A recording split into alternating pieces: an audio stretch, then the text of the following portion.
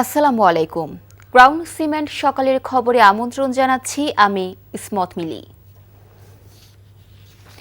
ত্রয়োদশ জাতীয় সংসদ নির্বাচনে প্রার্থীদের প্রতীক বরাদ্দ শুরু করেছে নির্বাচন কমিশন। সকাল 9:30টার দিকে প্রতীক বরাদ্দ শুরু হয়। প্রতীক হাতে পাওয়ার কাল বৃহস্পতিবার থেকে আনুষ্ঠানিক প্রচারণায় নামবেন প্রার্থীরা। নির্বাচনী প্রার্থিতা প্রত্যাহারের সময় শেষ হয়েছে। সারা দেশে 305 প্রার্থী ভোটের মাঠ ছেড়েছেন। ফলে 298টি আসনে প্রতিদ্বন্দ্বিতা করবেন মোট 1967 জন প্রার্থী। নির্বাচন কমিশনের তথ্য বিশ্লেষণ করে দেখা যায়, ঢাকা 12 আসনে এবার সর্বোচ্চ 15 জন প্রতিদ্বন্দ্বী রয়েছেন। দ্বিতীয় স্থানে রয়েছে 13 জন প্রার্থী নারায়ণগঞ্জ 4 আসনে, আর সর্বনিম্ন প্রার্থী রয়েছে 2 জন। তবে এবারে ভোটে থাকছে না একক প্রার্থী।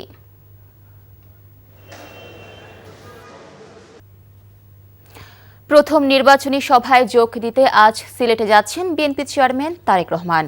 সিলেট পৌঁছে সেখানে রাত্রি যাপন করবেন। বৃহস্পতিবার সকালে মাজার জিয়ারত, শিক্ষার্থীদের সাথে মত বিনিময়ের পর আলিয়া মাদ্রাসা মাঠের নির্বাচনী জনসভায় যোগ দেবেন।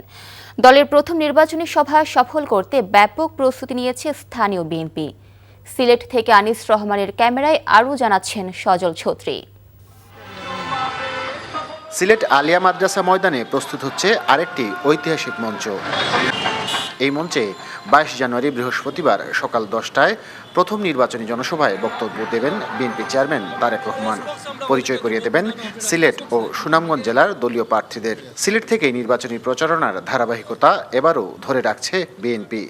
এই মাঠের যারাই আসবে সকল জনগণের নিরাপত্তা এবং একটি সুশৃঙ্খল সফল জনসভা যাতে আমরা করতে পারি তার জন্য আমরা সর্বাত্মক চেষ্টা করব।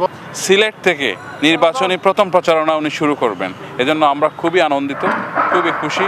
তাই আশা করি এই সিলেটবাসীও এমনভাবে ওনাকে বরণ করবে, ইতিহাসের পাতায় এই বরণটা লেখা থাকবে। শুধু বিএনপি না, আপম জনগণ উচ্ছ্বাসিত। আমরা আশা করতেছি 22 তারিখে সিলেট শহর মানুষে যদিও সকালে প্রোগ্রাম, কিন্তু এরপরে লোকে লোকারণ্য হয়ে যাবে। 12ই ফেব্রুয়ারির পর মানুষ প্রতিষ্ঠিত করতে চায়, এই ব্যাপারে নেতার বক্তব্য শুনতে চায়, তিনি কি চিন্তা করছেন, এবং এই জন্যই মানুষের এখানে উপস্থিতি হবে। প্রচার আর স্বাগত মিছিলে সরগরম সিলেট নগরী ছেয়ে গেছে পোস্টার আর ব্যানারে। আজ রাতে আকাশপথে সিলেট পৌঁছলেও বৃহস্পতিবার সড়কপথে ঢাকা ফিরবেন তারেক রহমান। পথে অন্তত আরও 4টি জনসভায় যোগ দেবেন তিনি। এছাড়াও সিলেটে শিক্ষার্থীদের একটি প্রতিনিধি দলের সাথেও করবেন মতবিনিময়। হযরত শাহজালাল শাহফরানের মাজার জিয়ারতের মধ্য দিয়ে তার কার্যক্রম শুরু হবে, এবং একটি পুরোপুরি রাজনৈতিক না বললেও একটি সভা রয়েছে উনার ছাত্রদেরকে নিয়ে, ছাত্রছাত্রীদেরকে নিয়ে আগামীর বাংলাদেশকে তারা কিভাবে দেখতে চায় সেটা তিনি যেখানে অবস্থান করবেন সেখানেই হবে। তারেক রহমানের সিলেট সফরে নিরাপত্তা নিয়ে উদ্বেগ নেই নেতাকর্মীদের মধ্যে। তবে গোয়েন্দা তৎপরতা সহ সর্বোচ্চ নিরাপত্তার ব্যবস্থা গ্রহণ করা হয়েছে বলে জানিয়েছে পুলিশ। সবশেষ 2005 সালে দলের সিনিয়র যুগ্ম মহাসচিব থাকাকালে সিলেট সফর করেন তারেক রহমান। দলের পূর্ণ দায়িত্ব নিয়ে এবারই তার প্রথম সিলেট সফর। সজল ছত্রী, এনটিভি নিউজ, সিলেট। ভারতীয় কূটনীতিকদের পরিবারের সদস্যদের বাংলাদেশ থেকে প্রত্যাহার করে নেওয়ার সিদ্ধান্ত নিয়েছে মোদি প্রশাসন। এই বিষয়ে জানাশোনা আছে এমন সূত্রের বরাতে এই তথ্য জানায় হিন্দুস্তান টাইমস। প্রতিবেদনে বলা হয়, এর কারণ হিসেবে কূটনীতিক ও তাদের পরিবারের সদস্যদের নিরাপত্তা উদ্বেগের কথা জানানো হয়। তবে ঢাকাস্থ ভারতীয় হাইকমিশন এবং চট্টগ্রাম, খুলনা, রাজশাহী ও সিলেটে অবস্থিত উপ হাইকমিশন খোলা থাকবে, চলবে কার্যক্রম। কূটনীতিকদের পরিবারের সদস্যদের শুধু সরিয়ে নেবে ভারত, তবে ঠিক কখন তাদের সরিয়ে নেওয়া হবে তা নিয়ে অস্পষ্টতা রয়েছে। পাকিস্তানের সাথে সম্পর্ক খারাপ থাকায় ভারতীয় কূটনীতিকরা সেখানে সন্তান সহ অবস্থান করতে পারেন না, সঙ্গে থাকতে পারেন শুধু স্ত্রীরা। বিপিএল এর দ্বিতীয় কোয়ালিফায়ারে সিলেট টাইটান্সের বিপক্ষে মাঠে নামবে রাজশাহী ওয়ারিয়র্স। সন্ধ্যা 6টায় শুরু হবে খেলা। এই ম্যাচে নিউজিল্যান্ডের সাবেক অধিনায়ক কেন উইলিয়ামসনকে এবার রাজশাহী দলে যুক্ত করা হচ্ছে। প্রথম কোয়ালিফায়ারে চট্টগ্রাম রয়্যালসের কাছে হেরেছে রাজশাহী, তবে ফাইনালে ওঠার জন্য তাদের কাছে এখনও একটি সুযোগ আছে। বাঁচা মরার লড়াইয়ের আগে দলটিতে বাড়তি শক্তি যোগাবেন উইলিয়ামসন। কিউই তারকাকে দলে আনার চেষ্টা কয়েকদিন ধরে করা হচ্ছিল, তবে দক্ষিণ আফ্রিকার S80-20 লিগে ব্যস্ত থাকার কারণে এতদিন তিনি আসতে পারেননি। অবশেষে টুর্নামেন্ট থেকে তার দল প্লে অফে ছিটকে যাওয়ায় বাংলাদেশে আসা সম্ভব হয়েছে।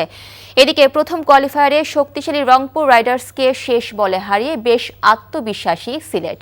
এই ম্যাচে জয়ী দলের বিপক্ষে 23 জানুয়ারি ফাইনালে মুখোমুখি হবে চট্টগ্রাম রয়্যালস।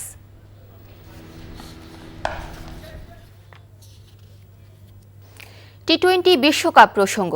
চাপ সৃষ্টি করে বাংলাদেশকে ভারতের মাটিতে খেলতে বাধ্য করা যাবে না বলে জানিয়েছেন যুব ও ক্রীড়া উপদেষ্টা আসিফ নজরুল। মঙ্গলবার সচিবালয়ে সাংবাদিকদের সঙ্গে আলাপকালে তিনি আরও বলেন, আইসিসি যদি কোনো অযৌক্তিক শর্ত চাপিয়ে দেয় তাও মেনে নেওয়া হবে না। এদিকে বিশ্বকাপ খেলা নিয়ে নিজেদের অবস্থান নিয়ে অন্ধকারে বাংলাদেশের টি-20 অধিনায়ক। মমিনুর রিপনের রিপোর্ট। টি-20 বিশ্বকাপে বাংলাদেশের অংশগ্রহণ নিয়ে অনিশ্চয়তা কাটেনি। ভেন্যু পরিবর্তনের জটিলতা সমাধানে ইতিবাচক কোনো সাড়া দিতে পারছে না আইসিসি। অন্যদিকে নিরাপত্তার শঙ্কায় ভারতের মাটিতে না খেলতে অনড় বাংলাদেশ। কোনো অযৌক্তিক শর্ত কিংবা চাপ প্রয়োগে এই সিদ্ধান্ত পরিবর্তন করা যাবে না বলে জানান ক্রীড়া উপদেষ্টা। ভারতীয় বোর্ডের কাছে মাথা নত করে আমাদের উপর চাপ সৃষ্টি করে অযৌক্তিক কোনো শর্ত চাপায় দেয়, আমরা সেই অযৌক্তিক শর্ত মানব না।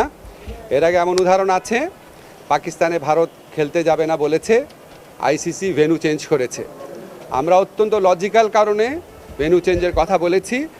আমরা আমাদেরকে অযৌক্তিক প্রেশার প্রয়োগ করে, অযৌক্তিক চাপ সৃষ্টি করে আমাদেরকে ভারতে খেলাতে বাধ্য করা যাবে না।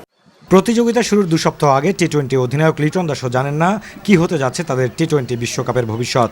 বছর জুড়ে প্রস্তুতি আর পরিকল্পনা করেও বিশ্বকাপের আগে অনিশ্চয়তায় থাকা লিটনের জন্য একটাই স্বস্তি, টি-20 সংস্করণের মধ্যেই আছেন ক্রিকেটাররা। সবাই তো বিপিএল খেলতেছে, কিন্তু জিনিসটা এমন হতো যে খেলার বাইরে থাকতো, খেলতেছে, but at the same time যদি আপনি জানতেন যে আপনার গ্রুপ কে হবে, আপনি কোন দেশে যাচ্ছেন, এটা একটা হেল্প হতো। এখন যে জিনিসটা হাতেই নেই আমার বা আমাদের ক্রিকেট ওভারঅল যতগুলো প্লেয়ার, আপনারা তো অলরেডি টিম জানেন যে কোন 15 জন যাবে, তো সেই 15 জনও এখনো জানে না যে আমরা কোন দেশে যাব বা কাদের বিপক্ষে খেলবো।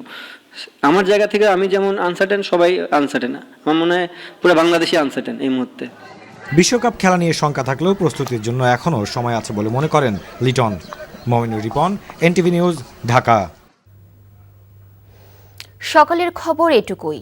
এই খবরের ভিডিও সহ আপডেট জানতে ভিজিট করুন এনটিভি অনলাইন www.ntvbd.com। এছাড়াও এনটিভির জনপ্রিয় সব অনুষ্ঠান ও খবরের আপডেট জানতে ভিজিট করুন আমাদের ইউটিউব ও ভেরিফাইড ফেসবুক পেজে। 12টায় মধ্যাহ্নের খবর দেখার আমন্ত্রণ রইল। ধন্যবাদ সবাইকে।